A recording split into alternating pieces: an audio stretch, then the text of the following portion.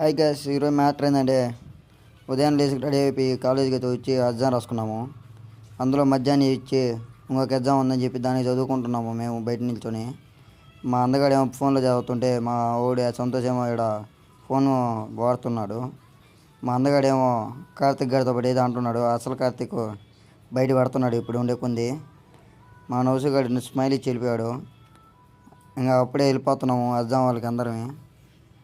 Exam రాసుకొని బయటకు వచ్చేసి అటు ఇటు తిరుగుతుంటే గ్యాప్ లేకుండా ఉందయ్యా ఈ 2 రోజులు కాలేజా.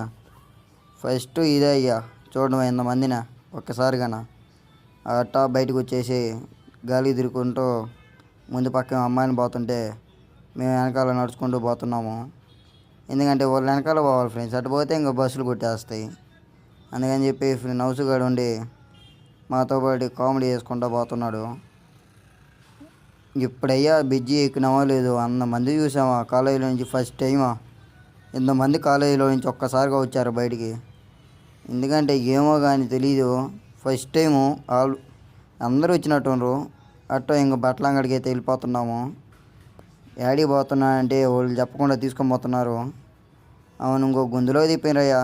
ఆడికి పోతే ఏమో వెనక్క చూస్తాము అందరా స్రవంతి వాళ్ళకి అడిగి తీసుకోమరయ్యా. అటు ఇటు తిప్పా స్రవంతి వాళ్ళు అయితే ఇదే కావల్లో స్రవంతి వాళ్ళు అయితే ఇదే. అవన్నీ స్రవంతి వాళ్ళ కాడ ఏదో బట్టల అంగడి ఉందని చెప్పి ఆడి తీసుకుపోయారు. ఆ బట్టల అంగడి పేరు అయితే మీరే చెప్పాలయ్యా, నేనైతే చెప్పను. కామెంట్లు చేయండి, కామెంట్లు చేస్తే ఏదో ఒకటి ఇస్తాయా మీకు గివ్ అవేనా కరెక్ట్గా కానీ పేరు కనుక్కుంటే. మా వాళ్ళు బట్టలు తీసుకొని బయటకు వచ్చే లోపల ఏదో డిస్కషన్ పెట్టున్నారు. అప్పుడే ఇంకా